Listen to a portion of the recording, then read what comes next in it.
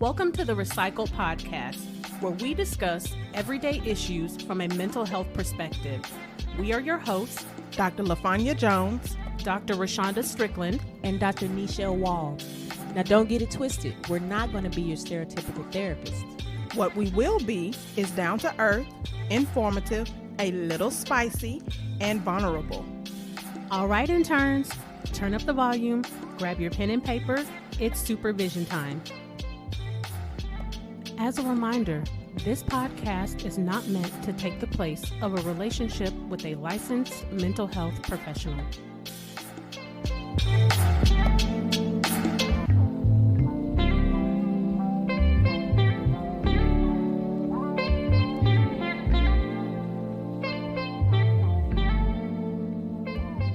Welcome back to Session 13, Movie Mental Breakdown, Sparkle, 1976. So you guys know I love doing the movie breakdown. I get so excited every time we do this one. And this is one of my favorite older films. My mom and I used to watch this all the time. Me too. So Sparkle stars Philip Michael Thomas. He plays Styx. He is fine, y'all. Them eyes. Those eyes. And he had beautiful skin. And he was singing. Even in that bad of filmography, like his skin still looked beautiful. And his hair was... yes. Anyway, Sparkle is played by Irene Cara. Sister is played by Lonette McKee. Dolores is played by, I'm assuming this is Dwan Smith. Effie, who was the mother, is played by Mary Alice. Levi is played by Dorian Harewood. Satin is played by Tony King. And Miss Waters is played by Beatrice Wind. Miss Waters. Miss Waters. So in the opening scene, they're singing in church. And there was really not a whole lot going on, in singing the Precious Lord. Yeah, they're just singing. But I do think, so while this is not necessarily a mental health piece, but I did think it was a great way to see them in their innocence, like prior to all of the stuff, that's going to eventually happen throughout the movie. Yeah. It was a great way to see, okay, this is what they were. And united. Yes, because they were all together. And they all were happy and, moving and all of that stuff. But like I said, there wasn't really a thing happening at the beginning of the movie. The next scene, they are sitting on the porch. I believe it's Styx, Sister, and Sparkle. Dolores was there too. Oh, she was? I think everybody was there. It was all the all of them. girls and the boys were all out there on the stoop. I said sitting on the porch with the gang. So Styx is kind of working on a tune, and Sparkle's like, well, what's that? And you can tell that he's going to be the musically inclined person in the movie. And what I saw in this particular scene was like, this was our introduction to like Sister being like, she wants to be how people used to say fast. Remember we talked about that. This was our first introduction to that, because what she said was, oh, Mom, it ain't even that dark outside. Pushing the envelope. She wanted to stay out just a little bit longer. Yeah. And I don't think we said this, but the movie, for the purpose of this movie, it was set in 1958 is when it starts. Yes. We don't know where it ends, but it starts in 1958. Yes. We don't even know how it progressed. Yeah. Because for all we know, they could be 40 by the end and we wouldn't even know it. So in amongst this scene, it kind of cuts back and forth between them being outside and then the mom and her, Miss Effie and Miss Waters, being on the inside. And I also thought this was kind of the introduction to kind of foreshadowing about Sister. What she said, you better get a hold of that girl because she busting at the seams. That was interesting that she was able to see that just by interacting, or I guess her being on the stoop. Yeah, I had a whole the way she inappropriate dressed song in my head just now. So I'm not gonna share that with the interns today. But just the way that sister dressed, Yeah. you know, she wore, which is, we talked about this off air, side note, that I didn't think that the style of dress was matched the 1950s, because she was wearing like hot pants, like skin tight, you know. I was like, that don't Said sound hot pants. Yeah. for all my older folks. They don't know what I'm talking If about. y'all have ever watched the movie Cry Baby, there's a scene in there where Miss Verna Williams says, I call them hysterectomy pants. So that's what that reminded me of. Well, she was wearing what they call hot pants. Yeah. Them things was skin tight. Yeah. So, you know, you can just, I believe it was great character development for her, because everything about her visually suggested, you know, that she wanted to live the fast, you know, more sexualized life. And was willing to go and do whatever she needed to do to get it. Yeah. And one thing that I did find interesting was that the mom downplayed it and said she's high spirited. That was very interesting. And I'm not sure if it was because the mom, she didn't seem to be very outspoken when it came to sister. That was her match, though. Yeah. And I think at the point that we're entering their lives, I think sister would have already have been an adult and was just still living at home, a young adult, but still living at home. Yeah. We don't know how old she was. So these are all assumptions. We only got one age in the whole movie. Right. One. We just gonna say sister Nim was 19-ish. Okay. But she also said that she was high spirited like her father, She did.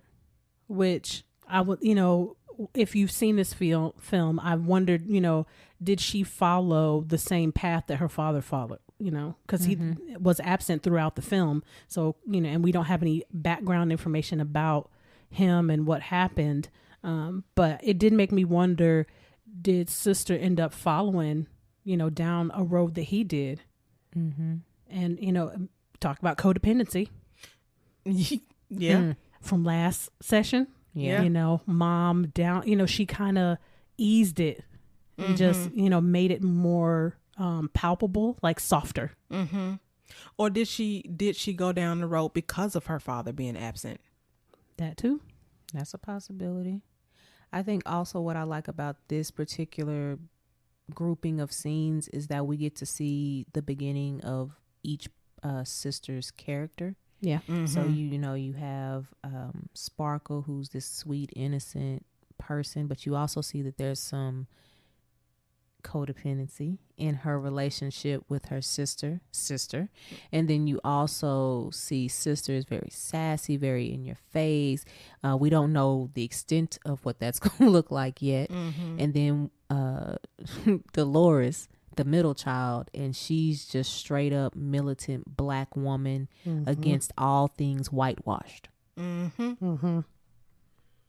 Yeah. I had wrote something when I was watching the film, was in that scene where Dolores tried to help her mom, and mom was like, no, you know, I got it. And she kind of went off on her a little bit.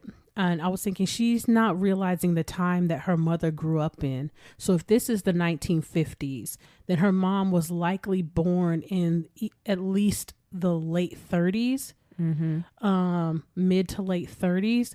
So she grew up in a completely different dynamic. Yeah. And rights and all of that. Yeah, an understanding of how you deal with white people. Yeah. And she was essentially ridiculing her mother. And I can say on one hand that I'm happy that her mom was able to like stand in her truth and not lash out at her, you know, children when they do crazy stuff. But I was telling the other doctors, my mom would knock me over behind the table somewhere. Like, who you talking to? Yeah. Right. Like, it wouldn't have been none of that going on. Because she went in. She was like, you cleaning, what did she say? She said a Cleaning up lot. White people's toilets, because her mother is a maid housekeeper, because she did more than just maid type duties, but she works for a very prominent family. Yeah. Yeah, I mean, she didn't go in as hard as she did at the end, towards the end of the movie. But I mean, she did list out duties that she, and I don't know if she thought those were beneath her mother or beneath her. I wonder if she was thinking it was beneath her mother because of her being black. Like, this is how people are still treating black people. Mm-hmm. Well, possibly. I could see that. Mm-hmm. So then what happens next is the next scene is Sparkle and Styx are up on the roof. And, one thing that I think that kind of highlighted the introduction to Sparkle's codependency was he asked her how come she's always talking about sister. Mm-hmm. Because she was talking about how beautiful she was and how great she is, and he's like, "Why are you always talking about her? Like, I'm trying to talk to you." That's even in the opening scene because, oh, sister, you sang so beautifully in choir. Mm-hmm. Mm-hmm. And he over there like, "Look, girl, I'm trying to holler at you, and you over here talking about your sister." I'm not interested in your sister. Right. I'm trying to help you fold these clothes, hang these clothes up on this line, and talk to you. Mm-hmm. And I also thought this was more kind of beginning to sister being the center of attention because everyone seems to talk about her all the time, which I think also created that sense of entitlement inside of her as well, and that forcing of codependency on everybody for everybody else around her. Absolutely. I don't know if we want to get off into the branch about the Sparkle being 15. Yeah, I think we should. Yeah, because when I heard that, I was like, "Oh, wait a minute! I don't remember that when I watched this when I was a kid." So Sparkle says that she's 15, and I wish that was a audio mistake, but it wasn't. But Styx is clearly an adult. Now, how old into adulthood, we have no idea. We just assuming that he's the same age as sister. Because it appears that Sister, Levi, and Styx are really the friends. That they're kind of like the main three. Right. And then Dolores and Sparkle just kind of tag along. Like, this my little sister, I got to take her with me. Yeah. So based off the movie's description, Sparkle is 15 and Styx at a minimum is at least 18. But he seems like he might be a tad older than that. And this puts me into that mind frame. So I grew up in a military town, and this happened a lot where you saw, GIs. And for those that don't know what GIs are, those are just basically active duty personnel, where they would be lined up picking up girls from school. You'd see a line of Mustangs and Chargers and all kinds of whatever the popular car was at that time, just picking girls up. So the fact that they're in the military, you already know they're an adult, right? And they're picking someone up from high school. Yeah, that whole child bride thing not being okay is a very new thing. Pretty much all histories have, child brides in them, and in some histories it's still continuing. Yeah, absolutely. It just struck me as something that I didn't notice beforehand. Yeah, I thought it was interesting because it's just obviously we put a lot of emphasis on age and dating. Again, we should, but then they put it in the movie and it's like, well, how can you say that it's wrong if it's in the movies? And I think that's the thing that we have to look at in this situation. For the time, nothing was wrong with how this was portrayed. But if we're looking at it from right now, from 2020 time, oh no, this is not okay. But then, I look at my dating life And I would have to say, I mean, you know, when I was in high school, gosh, I hope my father doesn't listen to this, but Dun, dun, dun. I mean, he is going to listen to I this. know he is. But I mean, I dated older guys. I think I was in high school. I had a boyfriend that was 18. Yeah. I mean, an ex of mine, I was 17 and he was 21. Yeah. You know, if we're going to be honest, you know, so, I'm with y'all. you know, I remember being 18 and talking to men that were like 27, Oh yeah. you know, so I definitely can't sit here and pretend like I didn't engage in that same behavior. And that I can't say that I didn't know that I wasn't conscious that the individual was that much older than me. Oh yeah. Doesn't necessarily make it right on his part. Because he knew how old I was or Right. young I was. Right. But you know, it really is a developmental thing because it is, because when so my spouse is older than I am. Now he's only 4 years older than me, but the fact that I'm 37 and he's 41, no one cares about that. Nope. At all. But had I been 11 and he was 15, It's a problem. Right. a huge problem. Well, I tell my significant other too, dude, when I was 10, you were 20. He hates when I do that though, because he's 10 years older than me. He hates when I do that. Stop saying that. That sounds so gross. Yeah. I mean, but it's the truth. So I think some of it goes to developmentally. Where Yes. are you at? yeah. And what makes it appropriate versus inappropriate. Yeah. And I'm glad that in this particular film it wasn't him trying to get over on her. It didn't have that energy or him forcing anything in particular, you know, other than a kiss. But it wasn't like him trying to groom her. That's not what was going on. Thank goodness, because I'd had Yeah, Yeah, that we would not be like my gross. movie no more. I know. I was a little scared when he kind of like kept pressing for that kiss. I was like, oh my God, please don't tell me this is going to be worse than what I remember it being as a kid. But luckily it wasn't. I mean, it was definitely a compromising situation for Sparkle. But I don't think, based off this film, and again, keeping it in context for the time that it was in, I don't think that it was anything that was so outrageous that it would make him no longer be a dude that she'd be interested in. Yeah. Well, and that's what I was going to say too. It seemed like her feelings for him were reciprocal. Like Yeah. it was, she, you know, obviously because she had never been kissed before, she was scared to do that, obviously, because she had never been kissed. Yeah. So, yeah.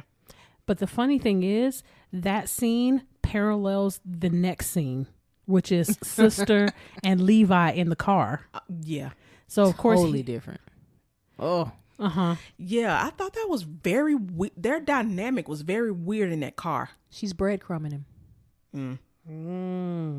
That's tell the people in the back what that is, please. So when you breadcrumb or are breadcrumbed, it is where, if you think of the Hansel and Gretel scenario, you're leaving a trail of little anecdotes that just ties the person over, but you're not actually wanting them. You're just keeping them hooked on your line, or they're keeping you hooked on their line. giving them just enough. And they keep following. Yeah, because I was thinking he went out and got this car trying to impress her that he probably couldn't afford, which And is we how, didn't see no more. I thought it was borrowed. Like he borrowed Oh. it from what's the Satin or We somebody. hadn't he met hadn't even Satin. met Oh, Satin okay. yet. So I think he borrowed it from somebody or something. Well, either way, he went and got this car to impress her, and then had that weird forced kiss kind of Yeah. dynamic. Like this was, I mean, I know in their dynamic it worked for them because that's what Sister liked, but I remember he pulled her ponytail. She gave into it. So it's not, we're not saying that this is one of those coercion type situations. We're not saying that. Right. But it's a very aggressive way to be kissing somebody, and then she's playing hard to get. Then she's like, hold on, let me spit my gum out. And then they have a full Make out session. Yeah, I just thought it was interesting, but I felt like it was that, you know how, you know, again, we'll explain this as the movie goes on, but Sparkle is codependent with Sister. So, you know, it just seemed very interesting Yeah. that those two scenes would backdoor each other. Yeah. And they were so different. Because there's an innocence between Sparkle and Stick. It's a lot of S words, S names in this movie. Sparkle and Sticks, and then Levi and Sister are full-fledged cat and mouse. Yeah. Yeah. It spoke to both of their personalities, but also kind of how her life is, if it could, it would mimic Sisters. So after this, the next scene is them. So it's Sister, Dolores, Sparkle, and I cannot remember the name of the baby sister. I don't even know if they actually said it throughout the movie. Well, she's not their real. She's a friend. Yeah. The one where the lady said, "Oh, she's a friend." Okay. Yeah. So they're all at a kitchen table, and Sparkle is flat ironing, hot combing. Yeah, you was in the wrong decade. I was at, Right. yeah. She was hot combing Sister's hair, and Dolores, in all her militant, is like, "Why are you doing that? That's not natural. You shouldn't be straightening your hair." Shouldn't be straightening your hair. Going to them European beauty standards." But Sparkle is basically like, no, if you want to make it and you want to look good and you want to fit in, this is what you got to do. You got to glamorize yourself. So one thing I would definitely say, she knew how to play the game. To a certain degree. To a certain, yes. Because the game did come get her eventually. But, she did know how to play the game for at least on her level. Let me say that. Yes. But it sounded like even those words that she said were not of her own development. Like they were Sisters' words. But that's who said it. That's who said it. Oh, I thought you said Sparkle. No, Sister said it. She was telling that to Dolores because Dolores was telling her, don't do that. And she's like, no, like you gotta, if you want to make it, this is what you gotta do. You gotta glamorize yourself up. Yeah. And you know what I can appreciate about this movie is that there was never this element of colorism going on. It was like, this is how it is for Black people. This is how it is for white people when the racial elements come through. It was never this going against light skin, dark skin, even though that's what you saw on the screen. Right. But it wasn't, they were still together. It was just, we're not doing this at all. Yeah. Let's see. And I said this in my notes. I said, while it was a little off kilter, I did appreciate Sister's attempt to educate Sparkle on safe sex. Yes, very off kilter. Yeah. But because basically she was like, look, don't come around here saying that you didn't know that you needed to use protection, especially after I just told you. Yeah. And you come around with some babies. Yeah, because Dolores because Sparkle took up for Sister, Dolores then went in on Sparkle talking about, well, Miss Waters told me you was messing On with the roof with sticks. So It ain't nothing wrong with messing. we know ain't nothing wrong in her. We gonna mess. Lord. Ooh, that's so old. We got to bring that back. Okay. Ain't nobody messing. Like hunching.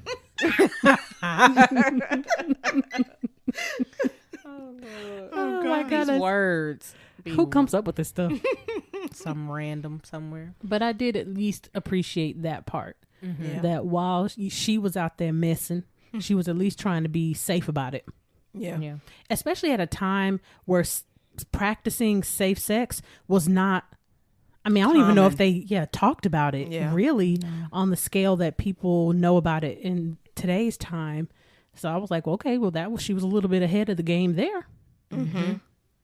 So then there's a short little snippet where after this scene, where Sticks runs to the record store to try to con his boss into letting them perform get tickets so that they can go to a talent show. No, they weren't at the stage of performing yet, so that they can go to this talent show. And then there's this, like kind of weird back and forth between them. So then so of course he gets the tickets to the show and they go, and they're still pretty innocent at this time. You can tell just by the way they're dressed and how giddy they are and all of that. But this is where I think, you know, when I was looking at Sister, I was like, the bug is catching her now. Yeah. She wants that fame. Mm-hmm. Because if you watch like the way she's chewing her gum and like the way she's kind of just sitting there, I was like, oh, yep. It just stung her. And, you know, even when her and Levi were getting it on in the car, she made a specific comment about, I want the big time. Mm-hmm. You know, I don't want little bitty stuff. I want, you know, if you're going to be with me, you're going to have to up your game. And that's kind of how everything was. Mm-hmm. Man, that's sure. unfortunate. That like, because that's a lot of pressure for her to have put on someone who really liked her. And so young. Yeah. Like, this is not like they're in their late 30s or 40s. No. These are likely either late teens or very early 20s. When you really, even in that time, you really haven't figured it out yet, you know, because by then we were really kind of coming around to the idea of adolescence and, you know, young adulthood as a concept. So you really didn't have it figured out like that at that time. Right. And this is when you date potential. Right. This is the age right here. But she was like, nah, I'm trying to skip everything and get to the end already. Yeah. So then afterwards, there's a next little cut scene where they're practicing so they're going to participate in the talent show. Or I don't know if it's a talent show. I don't know what It's is. a talent show. Okay. So they're practicing one of the songs that Styx has wrote or created. And what I noticed was that you could see Sister in the back reading a magazine that said movie show. And she didn't want to practice. She said, I got it. I mean, she did have it, but you are a group. You need to practice. You need to practice. Because that might have helped Dolores. Oh, Dolores, Lord have mercy. Yeah. But I thought it was interesting. I said, so she has always, like, again, that's why I appreciated the way they did her character, because everything spoke to her wanting to be more. The fact that she's sitting there reading, and she talked about Marilyn Monroe at one point when she was getting her hair pressed, and I think that's who was on the front of the magazine was Marilyn Monroe. She didn't make it either. She didn't. Talk about, oh, look at that juxtaposition. You know, yeah, she would have followed the same kind of arc there. But I said, you know, everything about her is, I want to be a star. I want to be a star. I want to be a star. I want to be a star. I want to be a star. Yeah. All the way down to even your relaxation activity is reading a magazine about being a movie star. Interesting. But not putting no work in. Right. And I also wrote that too. I said, she didn't want to practice. I said, so does she have a lack of work ethic? And she's going to use her looks to kind of help get her by? Fast track. The easiest way. Like I think we were talking about earlier, I don't think she knew her worth. And so it made more sense for her to go the routes that she was selecting instead of actually doing the work. Yeah. And having her own, because she could have done way better than any of the stuff that she got throughout the movie. Yeah. I mean, she could have been Sparkle. Yeah. Or where Sparkle ended up, actually. Yeah. So then they have the first talent show. And one of my first questions was, I actually had to stop the movie and ask myself, I said, how was Sparkle old enough to get in this club?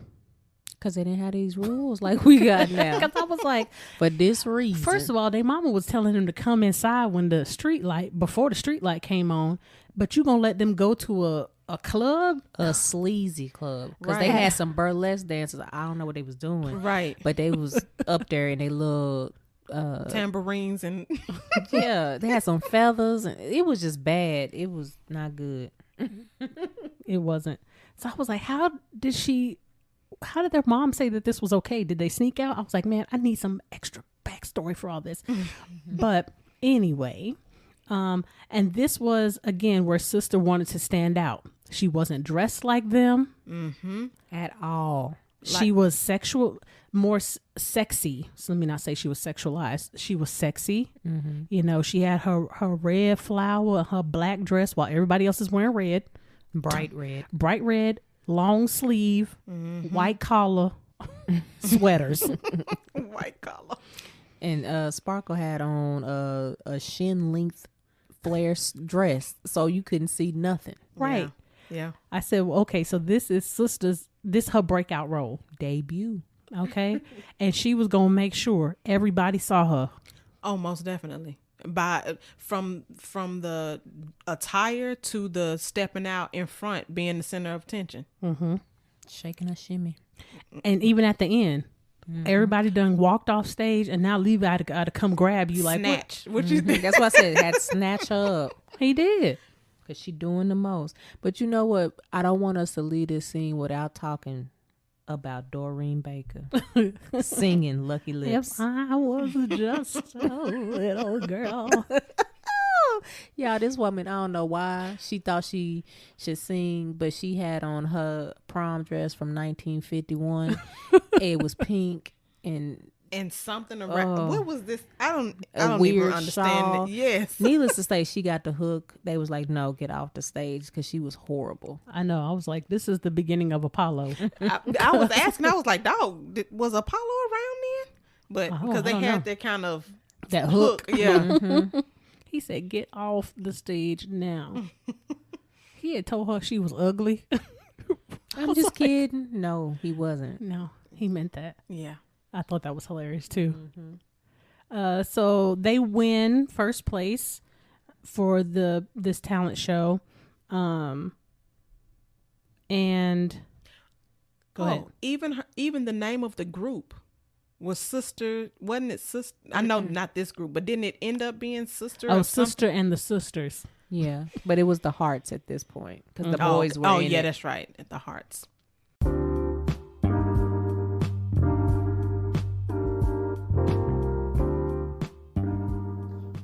If you haven't heard about Anchor, it's the easiest way to make a podcast.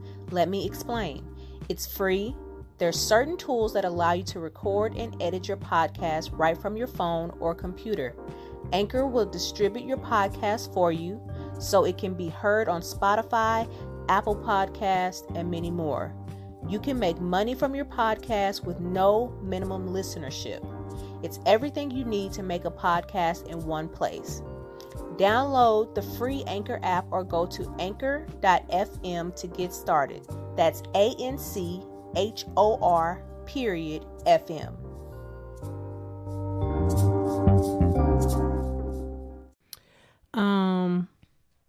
The other thing that I noticed in that scene with him in the talent show was how off, and I don't know if this was purposeful for the movie, but like how the girls were off. You know, Sister was ready. Like, I got my moves. I know what I want to do because I need y'all gonna love me. But Sparkle and Dolores were kind of like, Sparkle was just because she was nervous. Dolores is consistently like that throughout the movie.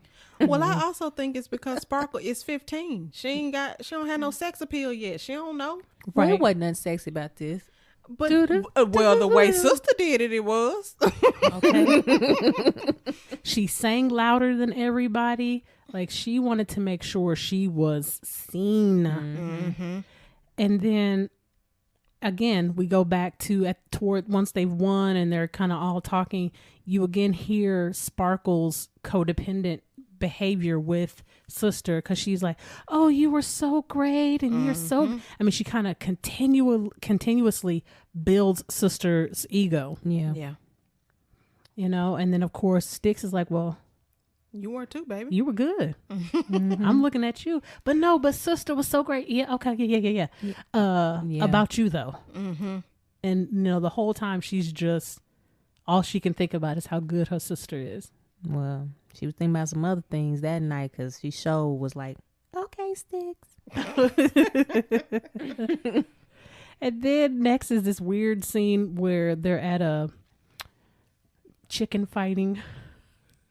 COCK fight. Yeah. We're trying to not get demonetized. Okay. They're at a chicken fight, a bird fighting. And this is where Levi is introduced to Satin. Satin Struthers. Mm-hmm. And I was thinking, okay, this is Levi getting caught up in trying to create the lifestyle that sister wants. Mm-hmm. So because she wants to be in the big time and get there quick, he needs to have quick money. Mm-hmm. Drug money. Right. And of course, we all know that's if you're trying to get fast money, that's going to be the way to get it. But that was a very quick scene. So there really wasn't much else to. No, just that you could tell that Levi was a thinker and he understood how things operated. But as soon as he's around sister, that kind of all goes out the window. Like he can play the game. He really can. But I think he loved her too much. Mm-hmm. He was codependent with her too. Yep. After this, so then they have Styx is trying to convince this club owner to allow their group to sing at his club, and the club owner basically says, "No, I'm not looking for any groups." Can we go back one scene? Sure. So there's a scene right before that where Effie, the mom, comes home and the only person there is Sparkle to take care of her mom and be there for her mom. And she's asking, where are your sisters? She's like, I don't know. They're not here.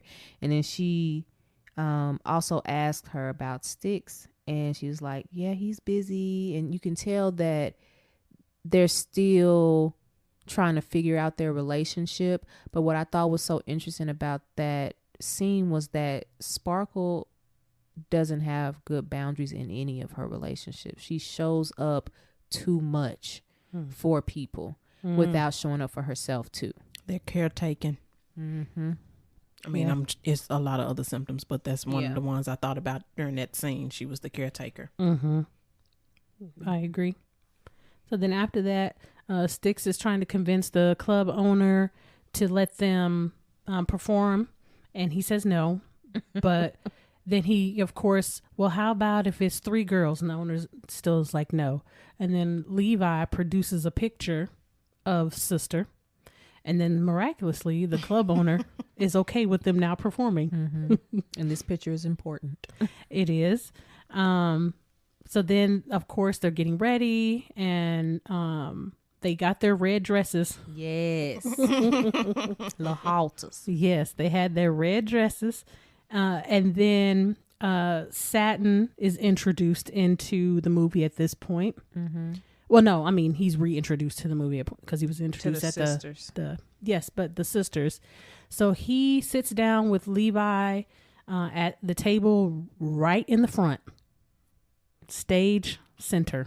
That's that good drug dealer table. Mm-hmm. And as soon as I saw him, I was like, he's slimy. Girl, that man acted that because the way he was looking at her, I was so uncomfortable. and I'm like, he must have wanted her in real life because the way he was looking at her. Yeah. I mean, he undressed her, put her clothes back on, and then took them back off. Okay. I mean, I don't think I've ever in a movie seen someone look at another person so intently. Yeah. They picked the right man for that role. Mm-hmm.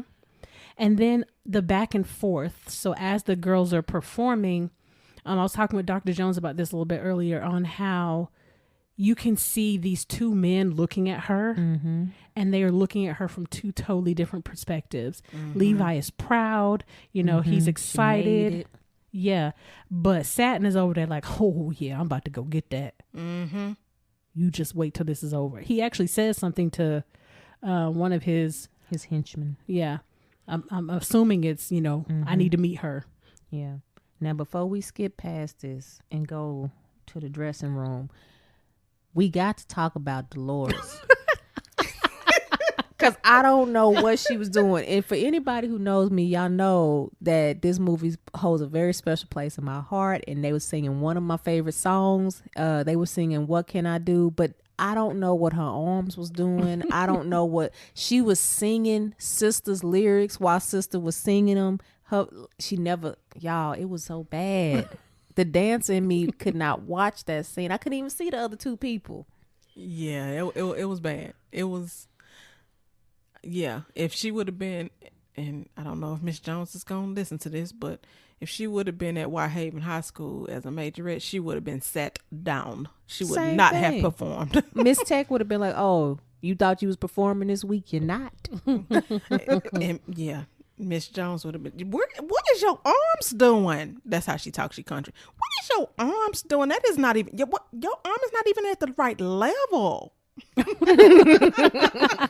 Y'all, it was so much. It was like if you have an awkward friend and they dance or you try to teach them choreography and it's just like they move parts of their bodies that don't even go together. Like you always see like the hunched shoulders and you like, okay, what are you doing? Why are you thrusting like that? It was so much happening on that side of the screen. I was just so distracted. Yes, I agree with everything that you guys just said. I noticed it more when they did the second dance scene versus the first, but because what I noticed from the What Can I Do song is that the camera, like 90% of the time, is on Sister. Mm-hmm. Yes, Like face shot on her. yes, Tight frame, Yeah. because it was a part of the routine and performance that the other girls weren't even in the shot. Mm-hmm. Yeah. And I think it kind of speaks to that idea of her being in the limelight, her being the center, that everything is focused on her and getting her to the next level. Mm-hmm. Yeah. You also see the development of Sparkle. You can tell that she's coming into her own. She's more confident in her body because when we meet Sparkle, she's covered from chin to toe. Yeah. But here she got a cleavage out, a little boobies is out, got a back out. She over here dancing, swaying. She's not messing up at all, but she was getting it. I was like, okay, come on, shoulder action. So after the show, they're in the dressing room. Of course, they're celebrating, and it went so well, and everybody's happy. And enters Satin, Slime. but he don't even enter. He's just standing outside the door. And she said, "You're not gonna introduce me to your friend." So for everybody who has not seen this movie and you need like someone to reference like how he was looking, think of Mr. Smithers from The Simpsons. Oh God! That's how he was looking at her. Now, mind you, He he looked also good. had another woman on his arm. Yes, we're gonna call her Peggy. That's not her name. We just gonna call her Peggy. Peggy Sue. Wait, how did I you was know thinking her Peggy name? Sue got married. So as Sister says, "You're not gonna introduce me to your friend," I was like, "Oh, girl, no, don't do it, don't do it. He gonna mess your life up." But of course, Levi's like, I think he was hesitant, because He was peeping. Yeah, he peeped her face and the eyes she was giving Satin too. In the audience when she was performing. No, I was talking about in the dressing room. In the dressing No, room. but he peeped that when they were performing because he looked back at Satin.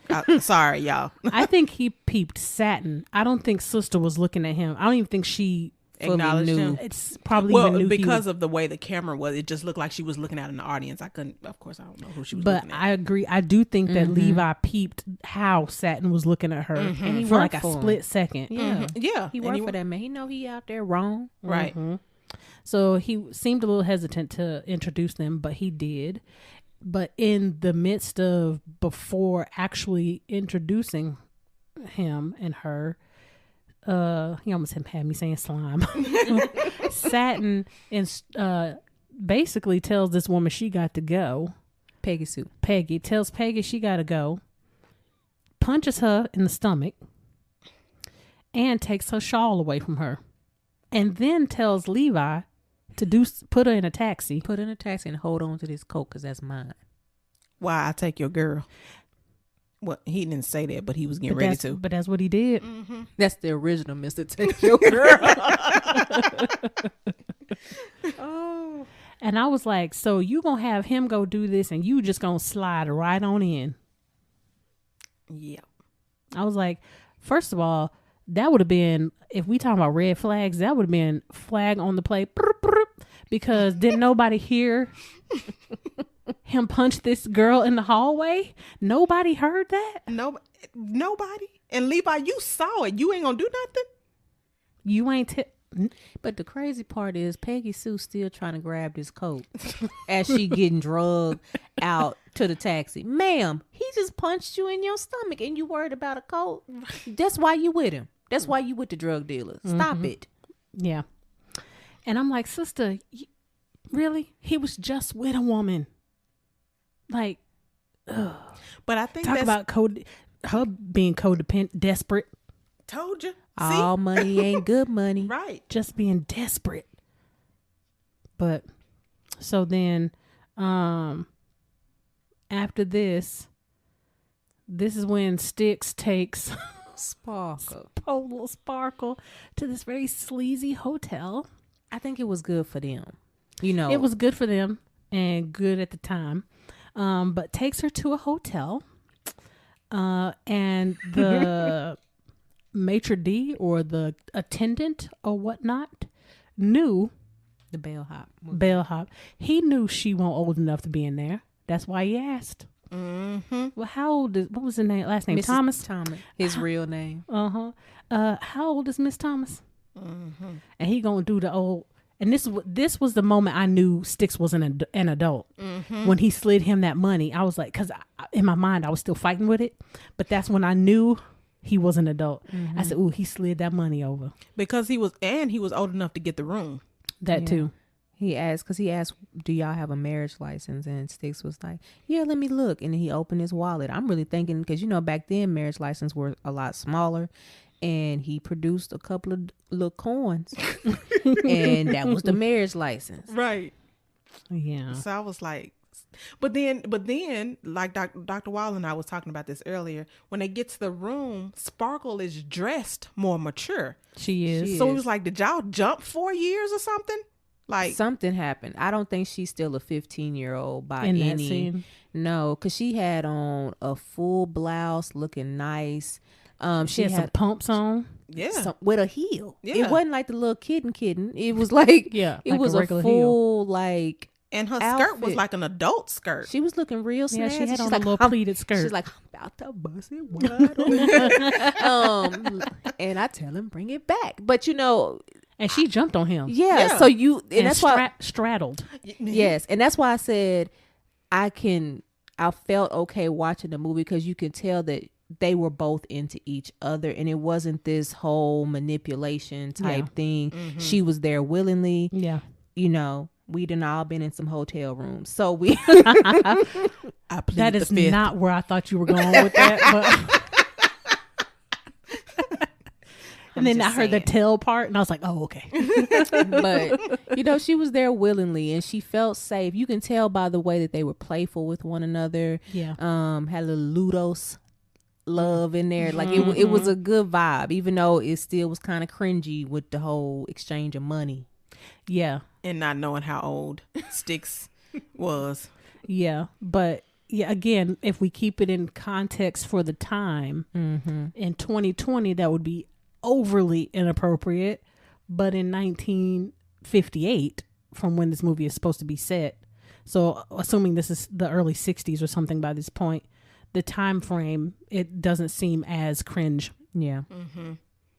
All right. So then the next scene is Levi goes over to Satin's place to basically tell him he wants more responsibility. But as he's walking in, because this, I don't know if this is like immediately the next night after the. I feel like it has to be close, because he didn't know that they were together, but it also lines up with the makeout session, how the makeout session was. That was a makeout session, and then you have two lovers loving on each other, being playful, trying to set up a love situation, and you had this whole unhealthy sexual exchange. Yeah. So Levi sees sister, almost says Sparkle. Ooh, all these sisters. Levi sees sister close the door as he's walking in. And I was quite surprised by Levi's reaction, actually. for how much he loved her, his reaction was very controlled. But what was he gonna do? Because I don't think it was the issue between them. It was how was he gonna be able to do what he wanted to do and Satin be in there. Yeah. Satin would have killed him. And I also Are we sure about that? Well, then. Okay. Then. not the Satin of later. Okay. The Satin that we know as of this moment. Yes. right. Yeah. And I also think that Levi may have thought that Satin was his only means to make quick money. Mm-hmm. So he didn't want to mess up that dynamic. Well, he was, because he was still working his way up. But we can tell, obviously, that he has...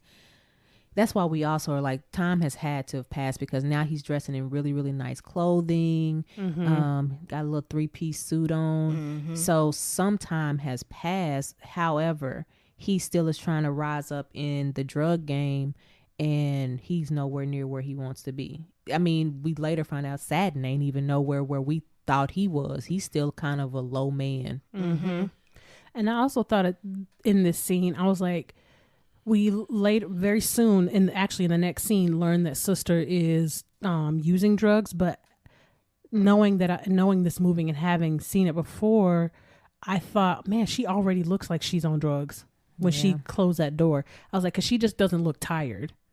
She had a rough encounter. And it wasn't beneficial. Right. So that also makes me wonder how much time had passed, because like you said, she looked like she looked more than just being high. Like she looked like she'd been living the life of an addict. She looked beat down. Yeah. You know, versus like you said, like if that was the next night, then she would have looked the same as she did the night that they performed. But like she looked tired. So I was like, so I agree. Some time must have passed. Of course, we have no idea how much, if this is months or a couple of years at this point.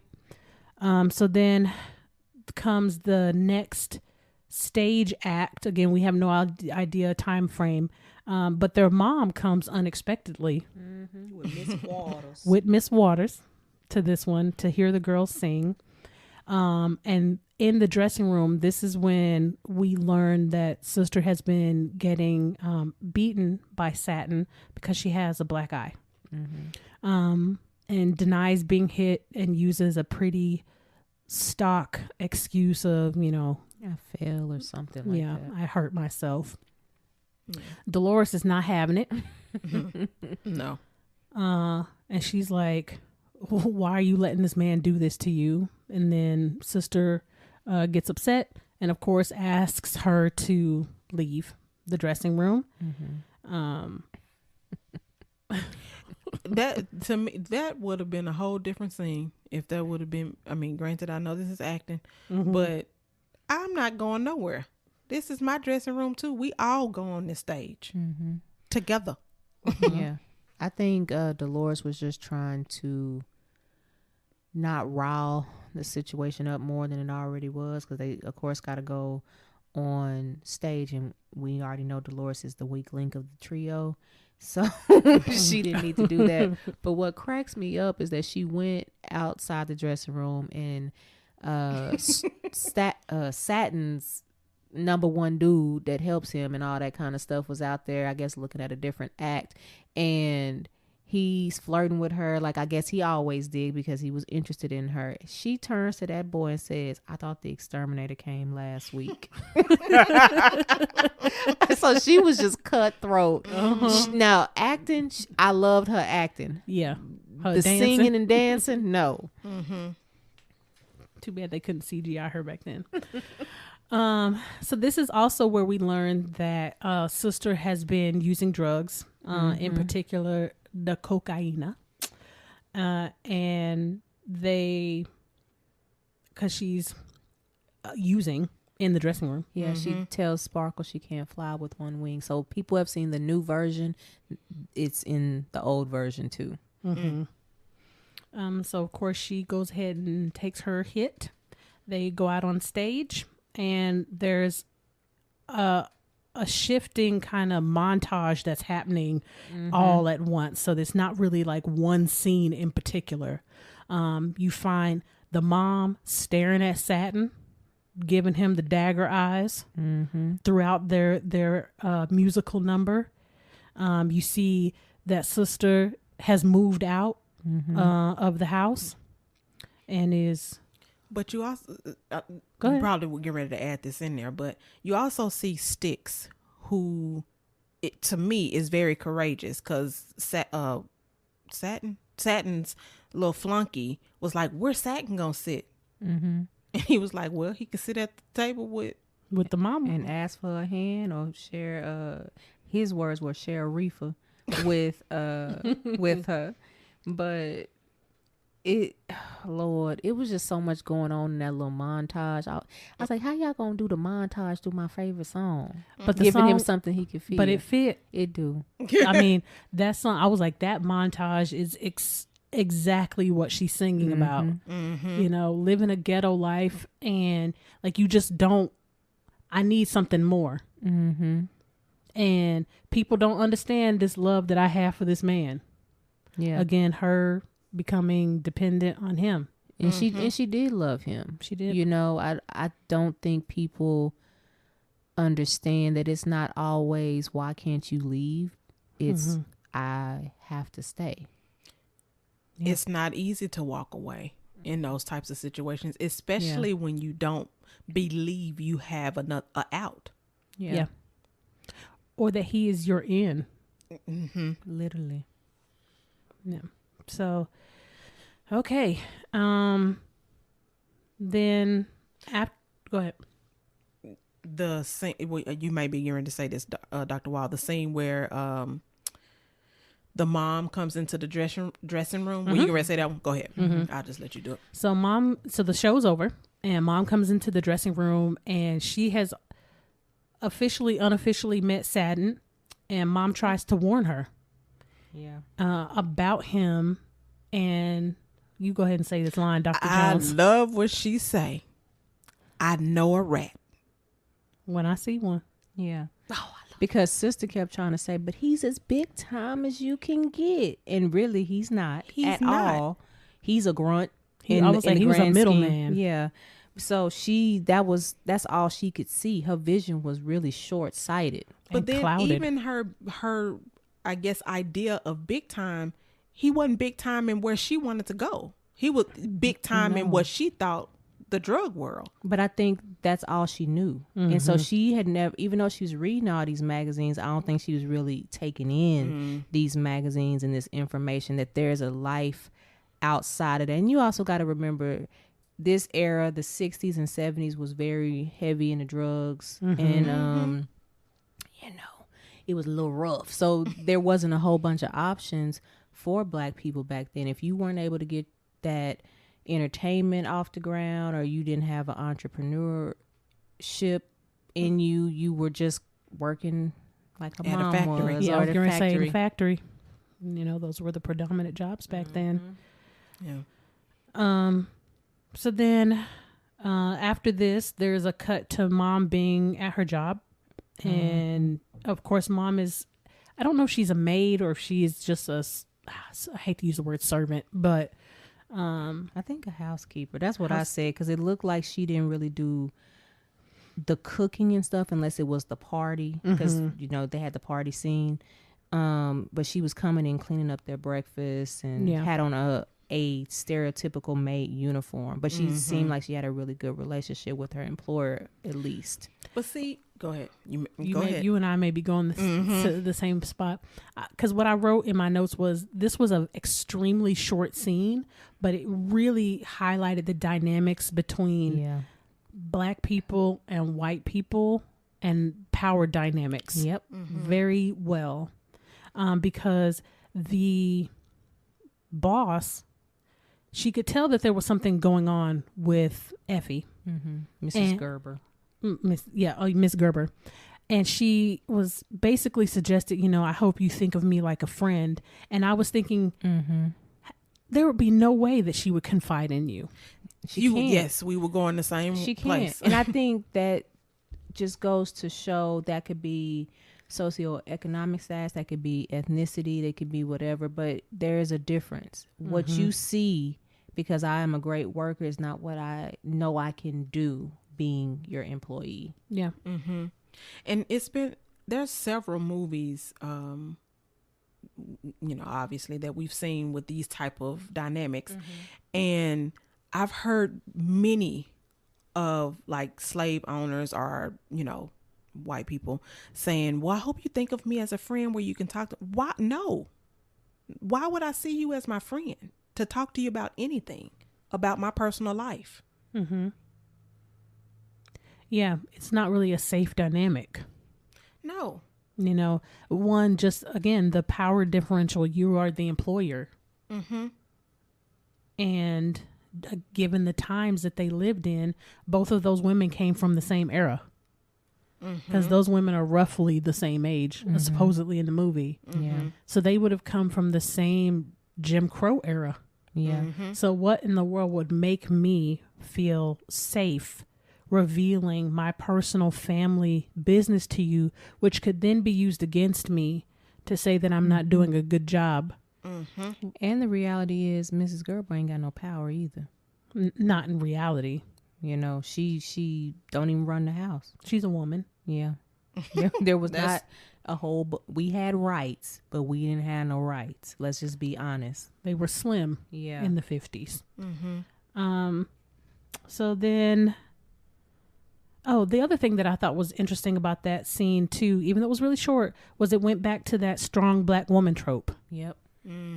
Because even though we all understand why she wouldn't have, confided in Mrs. Gerber, but she didn't, when she in reality could have, but she chose not to because it's okay. I'm all right. I got it. It's fine. I can handle it. That whole idea. I thought it was a short little throwback. And they didn't even show her talking to her friend, Miss Waters. Mm-mm. So Miss Waters already knew. Yeah. She had the house bugged.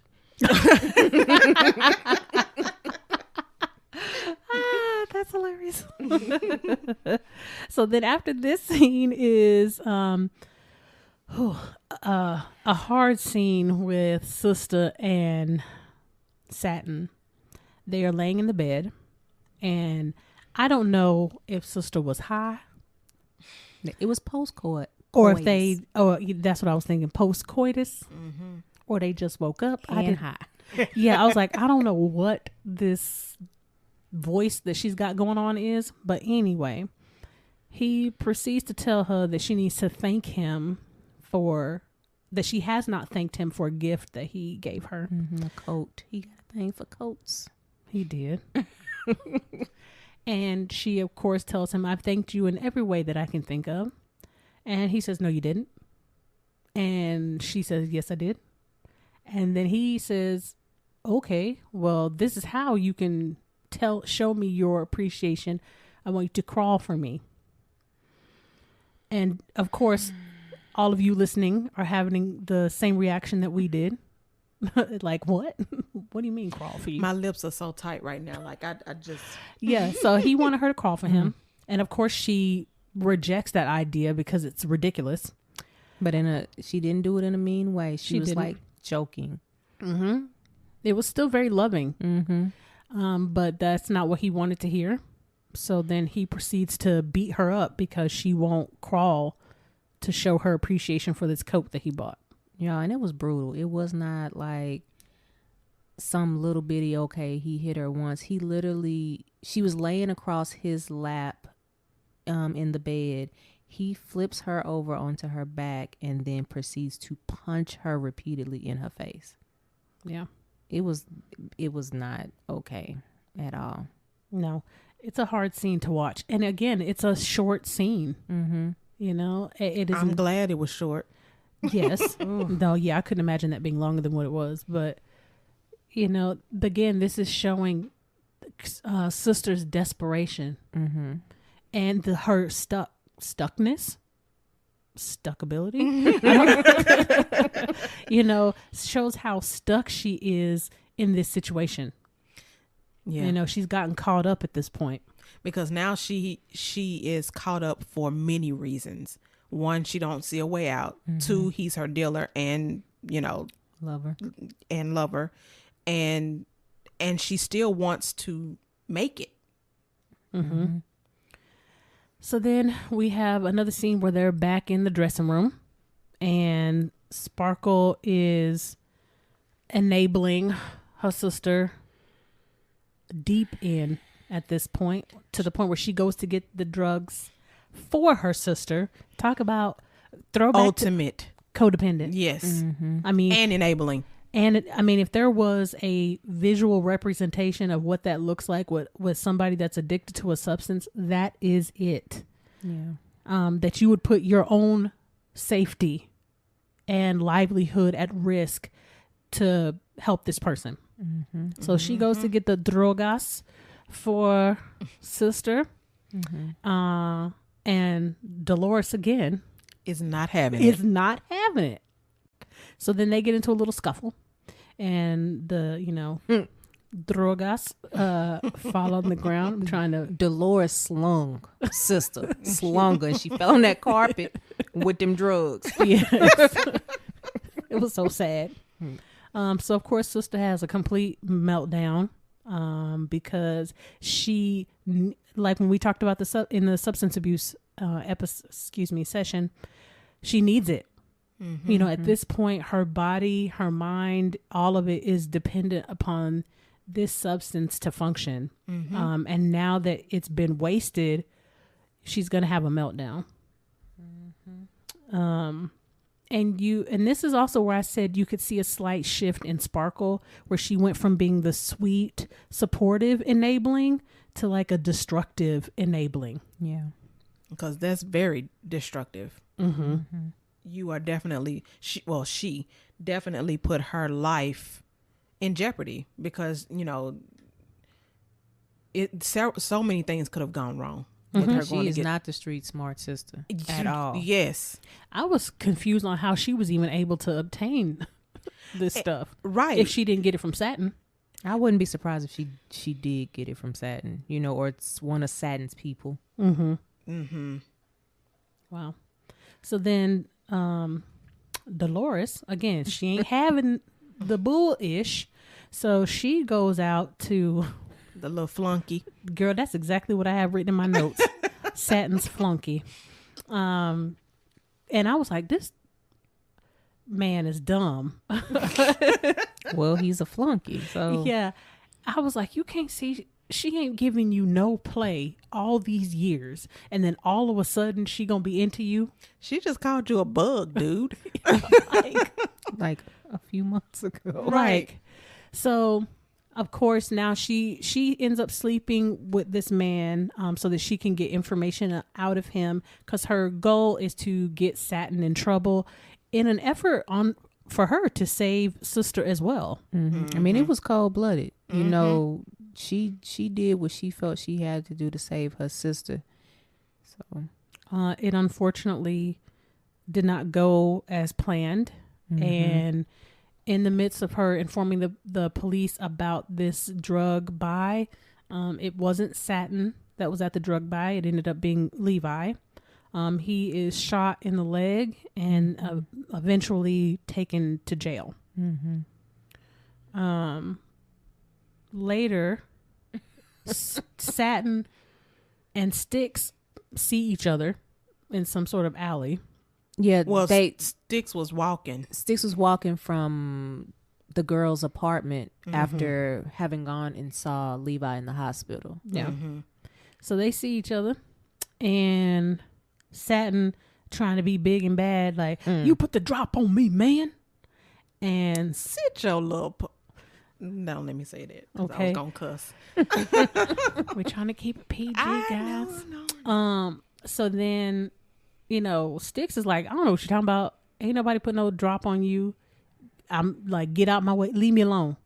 And then Satin, of course, is like, put up your dukes. He pulls out a knife. Yeah.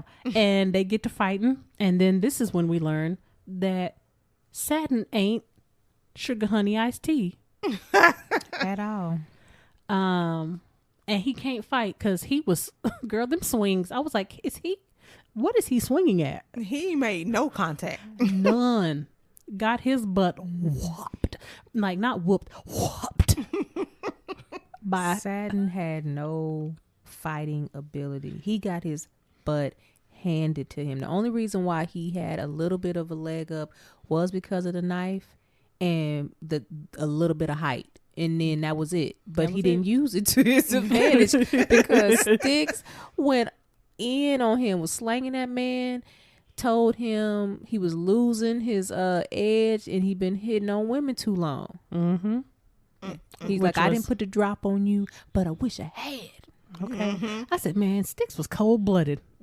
That's who they should have been scared of right there, because Styx had some backbone. And so glad he was a nice person, because it would have been, yeah, wouldn't have been good. Yeah, Styx was a good one. So then after this, Dolores starts to appears to feel guilty. I forgot something. What? So also Styx foreshadowed that Satin is not all of that anyway, and you know that your higher up people are going to want their money. So there's some stuff coming up and some scenes later, and you figure out who these upper people really are. Yeah. So in the next scene, Dolores, said, look, I got to get out of here. I can't be here no more. So she starts packing up her stuff, and she is leaving to some unknown destination. But her mom walks in from work as she is proceeding to leave, and they have this exchange where Dolores basically goes like super civil rights movement on her mom and is like, look, I can't watch you, and I'm not going to clean people toilets, fix their food, basically get on the bus at the crack of dawn or before the crack of dawn and ride 2 hours just to go take care of them and neglect every other part of my life. She had a lot of good points, but like I said before, my teeth would have been knocked out of my head. I don't care how old I was if I talked to my mama like that. And I thought it was interesting that after that exchange, there is a scene with the mom working at the dinner party late at night. But that is also the scene where we see who the kingpin is. Who the kingpin is actually Mr. Gerber. You're like, wait a minute. I know. Wait a minute. Is this connected? How about them apples? Talking about the thugs. Okay. He the thug. But he had just, I guess, partnered with another crime family, and they were celebrating it, and Effie was serving, was it wine or something? I can't remember what it was, but I was like, oh, okay, that's drug money. Yep, sure is. Well, everybody's life is crumbling at this point, and the group gets kicked out of the show. And even though Styx is like, okay, can we just have one more time? And the guy says, okay, I'll give you one more time. You got next week. And then Dolores and sister don't show up. They got the younger sister. Friend. I keep wanting to call it younger. The friend. Yeah, they replaced Dolores with the friend. But sister doesn't show up. So then the group is canceled from the club at this point.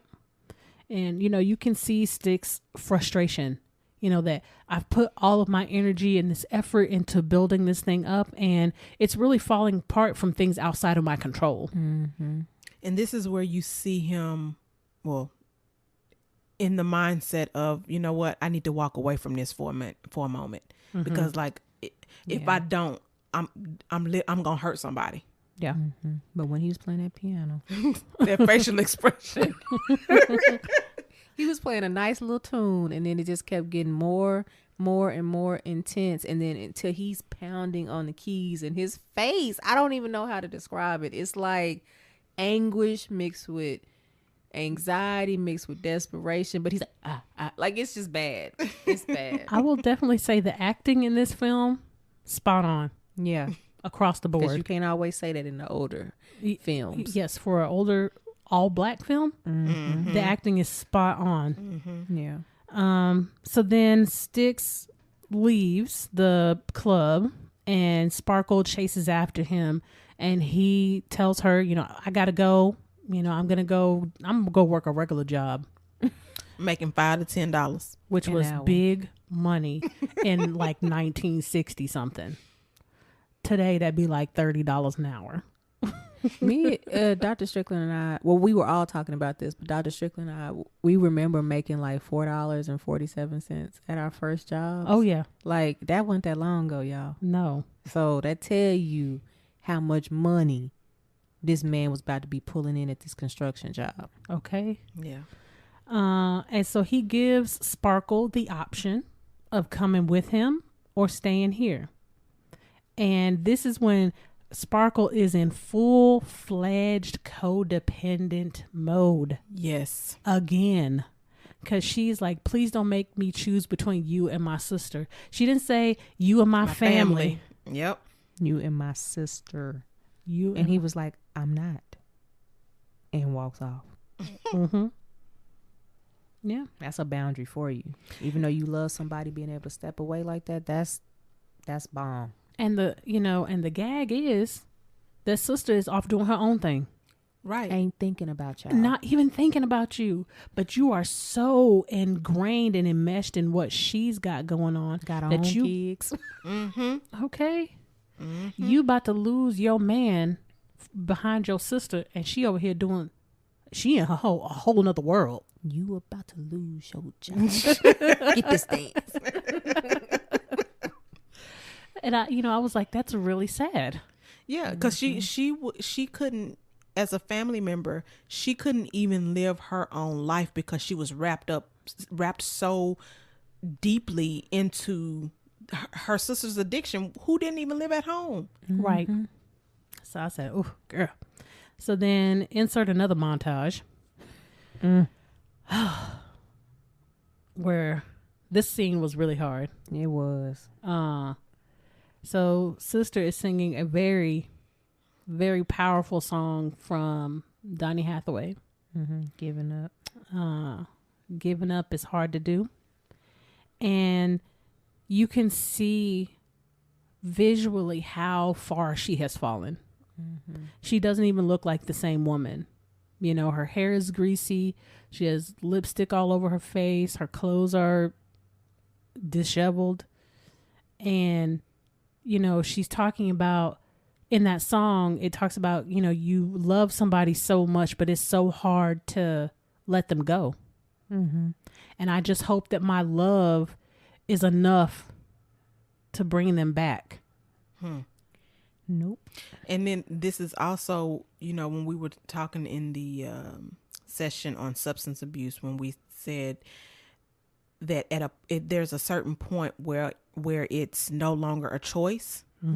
She was at that point. Yeah, she was gone. It was no longer, using substances were no longer a choice. It was a necessity. I mean, yeah, it was not the same woman. Just in the way she was singing, like you could hear The anguish. Boy, Lonette McKee did the mess out of that scene because you could hear it really. I mean, you would have thought this woman really in real life was in the middle of anguish. How hard she sang it through crying. And these are real vocals, y'all. Like back in the day, it was no voiceover type situations. Yeah. She sang this through frogs in the throat, glitches, like all kind of stuff. Like when you watch it, you're going to have like a visceral reaction. You may not full out cry, but you're going to feel this in your body. It's like, ooh, she hurt. She meant that. And then unfortunately, sister dies. We gonna assume it was an OD. Yeah. Because she had pretty skin, so he didn't beat her to death. Right. In the casket. I was going to say, unless they did a miracle job on that makeup. Well, she was yellow, so I don't know. It would have still been a little bit blue right there. Something would have shined through. So sister dies, and then this is one of the first times we hear Sparkle's vocals, because so the whole time it's background singing, and sister is the forefront. Yeah. So now you get to hear Sparkle sing Precious Lord again from the beginning of the movie. Again, Lonette McKee did the mess out of that scene because she was not moving at all. She was dead for real. I swear, and I got up on the screen because I want to see if her eyes were gonna blink. because they held on her face for a while. Mm-hmm. I don't know how she did it. Her but chest wasn't moving. Her stomach wasn't moving. I said, you better hold your breath. That's how she was singing them songs like that. So, sister, so this is at the funeral, and interestingly enough, Dolores was not there. Mm-hmm. Which is so weird. They probably didn't know where she was, though, when you really think about it, because she just left. She didn't know where she was going. But even though I think this is far left, that was, to me, Dolores had good boundaries. They may have been to the extreme. Well, she was militant, so. Right. Mm-hmm. But she was, because she was like, I'm leaving, and she was out. It don't seem like she looked back, because she didn't come back to the funeral. Yeah. So then after sister's funeral, they're at the family's home, and Miss Waters, she had enough time to tell old girl, the friend, that as once we learned that the person knocking on the door is Sticks, the friend is going to go open the door. She had enough time to tell her that she didn't need to eat any more cake. Because she's a plus size woman. Yeah, she's a thick girl. And it made me think about, I follow this guy on Facebook that does a lot of social justice stuff. And one of the questions that he posed was, why do families of color always point out people's weight? Like they point it out as a greeting or as a way to poke fun. And when just looking at that scene, I was like, dang, like y'all literally just buried sister. Mm-hmm. What in the world is pointing out this girl don't need to eat any more cake? Like, why is that even in your mind at this point in time? You should be supporting your friend who is over here sitting like a zombie. Yeah, she is spaced out completely. I have to go back to the sister passing away and everything, because for a lot of addicts, and so let me start with the addicts. For a lot of addicts, they don't. I don't want to say they don't understand, because they do understand, but I'll say they don't understand how hard it is for their family members to see them continue to ruin their life. And so what happens is it's difficult and devastating for family members to walk away like Dolores did. But they get to a point where they have to. Because if they don't, they're going to end up like like the mom did as a zombie, Effie. Like she did, looking like a zombie because of what this substance did. And a lot of people tend to think that that's harsh, because that's obviously why we have a lot of homeless people. And I'm not going to say everybody that's homeless is on drugs, because I don't believe that. But for those who are homeless, people don't understand. That is the most devastating decision that a family member has to make, to put their loved one out on the street or just completely walk away, because your life has been so destroyed by these substances that you're not coming back. Yeah. I'm sorry I had to add that in. No, I think that was good, because that was valid. That's also how you saw another shift in Sparkle.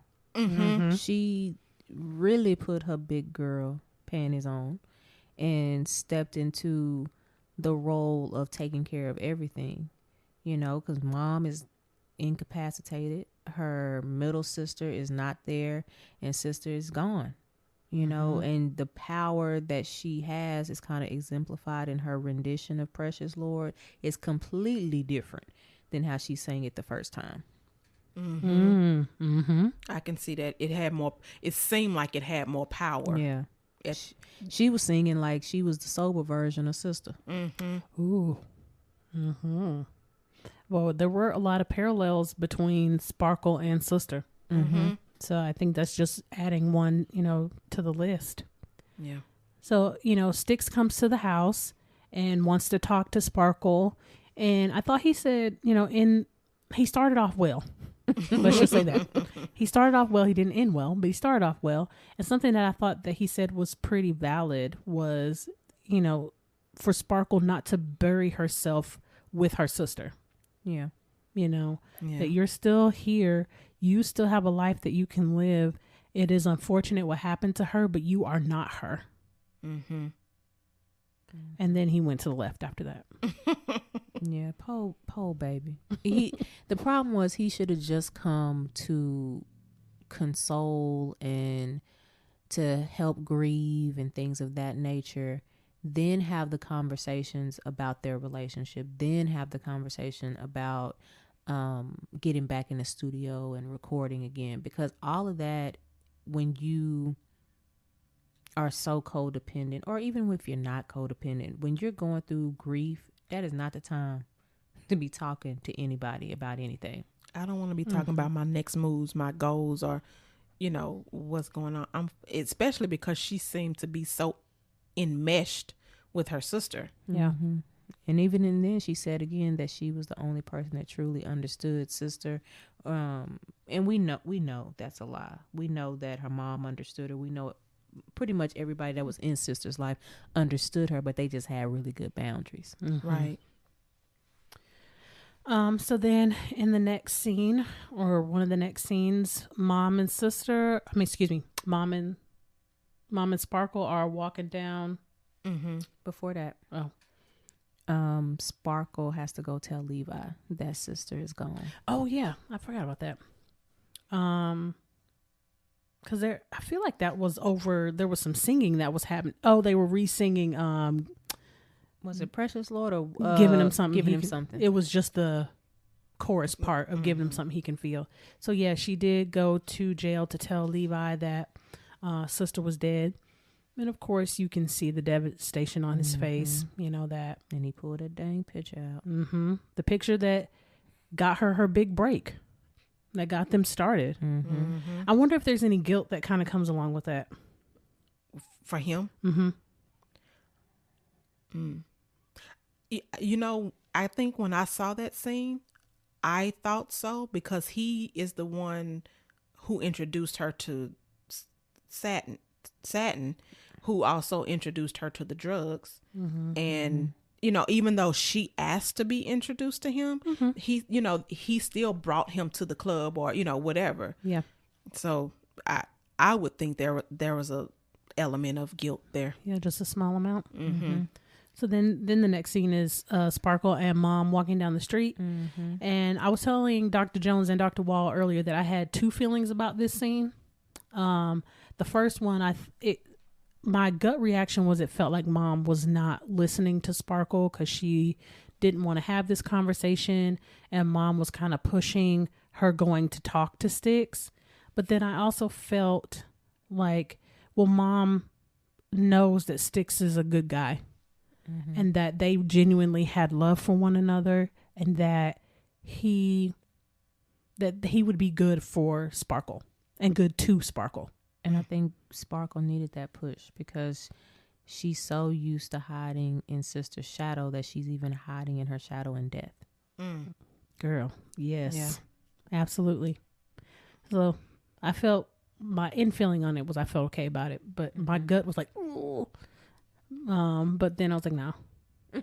She needed that. Yeah, I did like the fact that her mom actually pushed her to go towards some goals for her life, you know, because it didn't seem like she was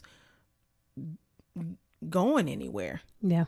She wasn't. She's about to be at the Gerbers Mm-hmm. with her mama. She Yeah. was on her way. So then the last half, or not even last half, like the last 20 minutes of this movie happened very quickly. So Sparkle does go to see Styx, and it appears that they reconcile.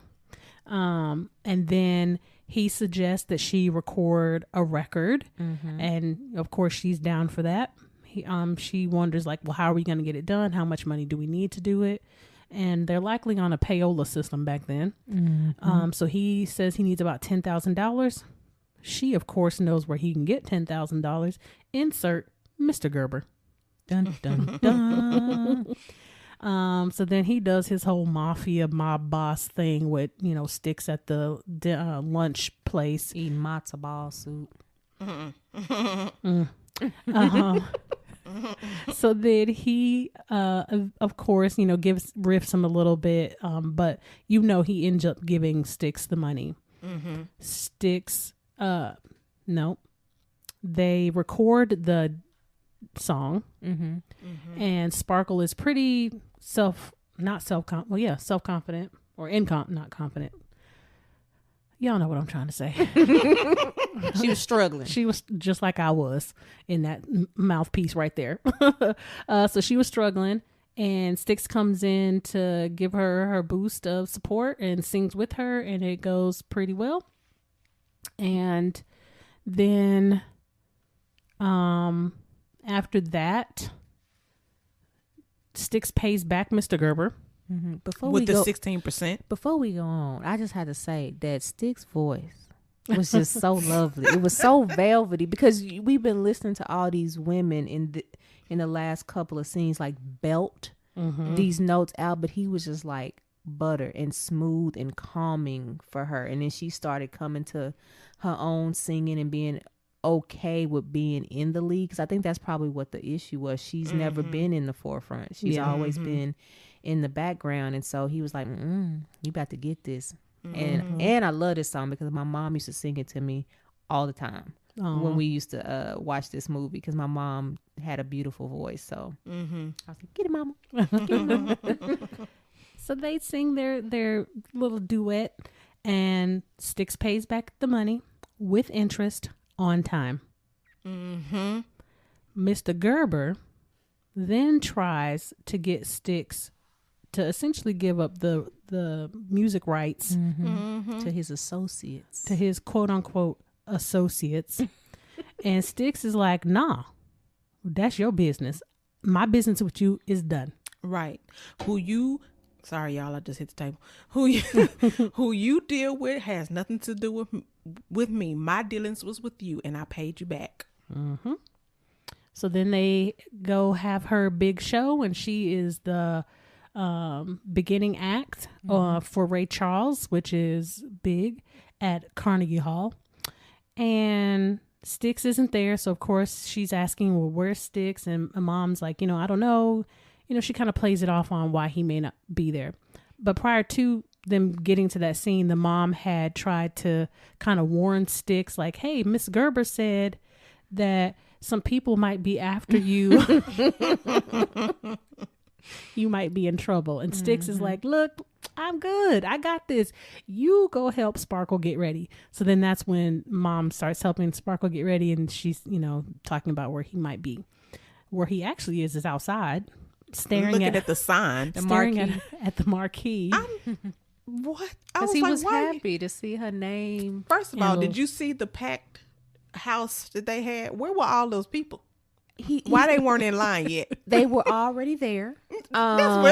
Because you got to think, back in the day, people wasn't coming to shows late. Ray Charles is like once in a lifetime. Back in the day, he wasn't getting in the front door back then. It was issues, So I think he was just so excited about, okay, she made it, I made it, we did it the way that I've always envisioned. He forgot people was trying to come for his neck in that little 15-minute span.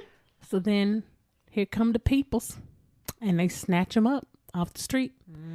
And I think this is the hardest scene out of the whole movie. Yeah, because it's like, okay, what's gonna happen? And Sparkle, of course, gets up on stage and does her singing thing, and we'll talk about that in a second. But what I want to focus on is how Styx was like, y'all ain't getting Nathan from me. Yeah, they put a whole gun up to his head.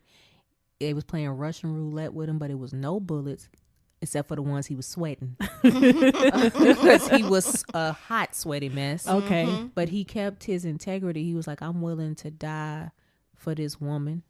I'm willing to die for her right to be able to have ownership in her music, which says a lot about the music industry and a lot about what we've been seeing in the news, the entertainment news recently, about women having rights to their music and being able to go where they want to go, and men, not just women, So I thought that was a cool little nod to his integrity. I'm trying to think if I want to say this because you know it's probably gonna be inappropriate. But this also goes to how, you know, how Black people are seen as thieves and cheats and liars. Thugs. Mm-hmm. Super predators. That wasn't us this time. It wasn't us. It was the others. And yes, in that particular scene it was. Which was common back then. You know, even when you think about a movie like the 5 Heartbeats, where they were trying to put, you know, the other individuals on the cover. The 5 Horsemen. They were trying to put the other individuals on the front cover. You know, and that was fairly common back then, you know, to whitewash so that it was able to be seen or, you know, heard by a larger audience. So, you know, I think this kind of speaks to that as well. And I agree with you, Dr. Wall, that this showed Styx credibility and his loyalty to his cause and to Sparkle. So while all of this is going on, Sparkle has no idea because she's up on stage singing her 2 songs, being a little mini version of Sister with her little doo-wops that she was doing. Her little sashays and wiggles. But of course, we have a very Disney ending. It all wraps up and does nicely. Of course, Styx does not give up the rights. And, you know, they let him go. And Mr. Gerber is like, haha, young man. That's the shoe drop right there. Because we find out that the person behind all of it is actually Mr. Gerber. He was the financer of everything and was waiting to see if he folded or not. And he does his little chuckle at the end like, ah, ha, ha, ha, ha. You got me.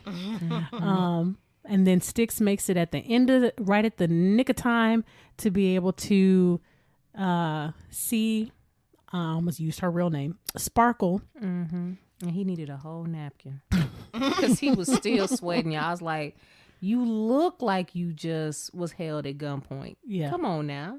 Shiny. Yeah, his hair was out of place like Big Red on the 5 Heartbeats.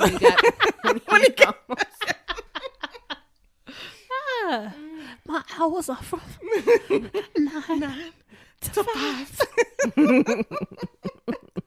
We almost did that movie, y'all, but I was like, my spirit ain't gonna be able to take that. I can't. There's too many one-liners in that movie. Yeah, we would be quoting that movie more than breaking it down. We would still have to try and do it one day because it's an awesome movie. If you've never seen it, one of our faves. Which at this point in life and history, if you haven't seen it, I'm unsure how, but check it out if you haven't. It's called The 5 Heartbeats. So that was pretty much it. You know, they ended, things worked out. It's assumed she goes on to have a pretty large career, and you know, life is good. Must be this volume control. So, okay, interns, process your notes. Be sure to catch us next session and find us on all major platforms at The Recycled Podcast. If you're a new intern, be sure to like, comment, subscribe, and share. Thanks for listening. And remember, we are shifting and reshaping our psyche through healing conversations and connections, one discussion at a time.